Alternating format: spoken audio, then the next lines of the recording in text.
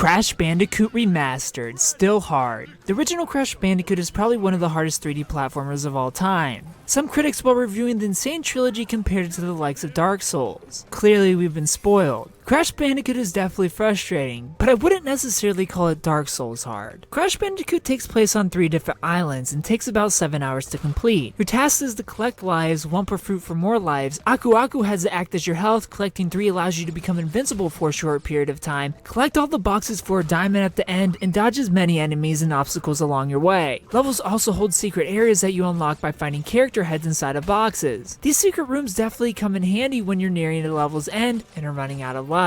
Most people will tell you to stay away from the original Crash Bandicoot, and I think you'd be missing out if you do so. Crash Bandicoot is very beatable, and there's so many cool and memorable levels to experience, but will take some patience as this is practically a trial and error platformer with a dash of luck. The cheapness is what gives the original Crash such a bad rap. The game is insanely inconsistent with its checkpoints. They're extremely long and challenging levels here, some took me over 30 minutes to complete, and these harder levels where I feel like checkpoints are needed the most hardly had any at all compared to the smaller levels.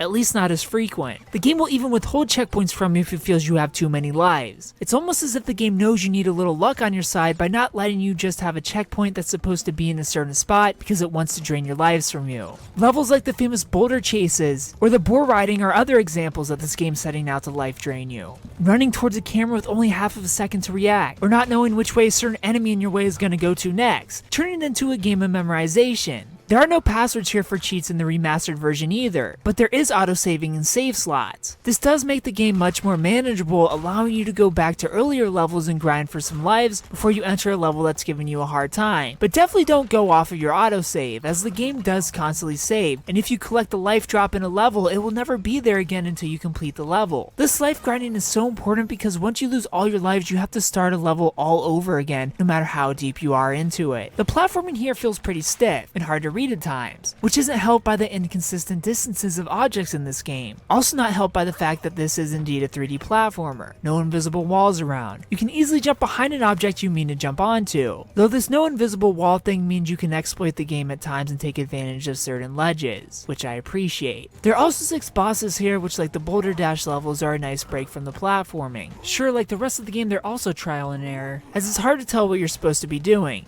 But once you figure it out, they're all fairly easy to defeat, and a nice de-stressor from the cheap platforming and cheap enemies that force you to be just the right distance away to not take damage. Some enemies like the annoying horned lizard are probably the most garbage enemies in gaming history, and practically force you to have an Aku Aku mask to pass. Crash Bandicoot is a tough game. It's a hard game, but hard for all the wrong reasons. That being said, I still think it's fun and worth your time and test the patience to see through to its end. Plus you can play the game as Coco Bandicoot if you want. That's a thing.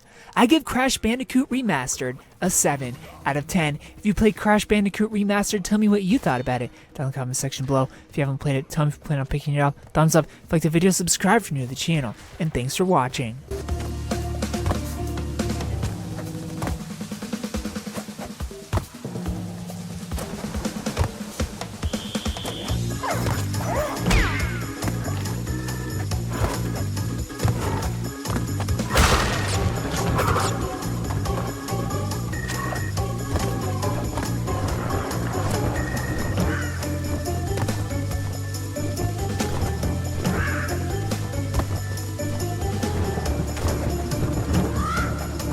If you like this video, please consider supporting me on Patreon so that I can continue to bring you reviews for all the newest games at patreon.com/superkengaming. You'll get access to early audio and video versions of reviews, exclusive Let's Play videos, and you'll even get to choose the game I play next. Thanks for watching, and of course, stay beautiful.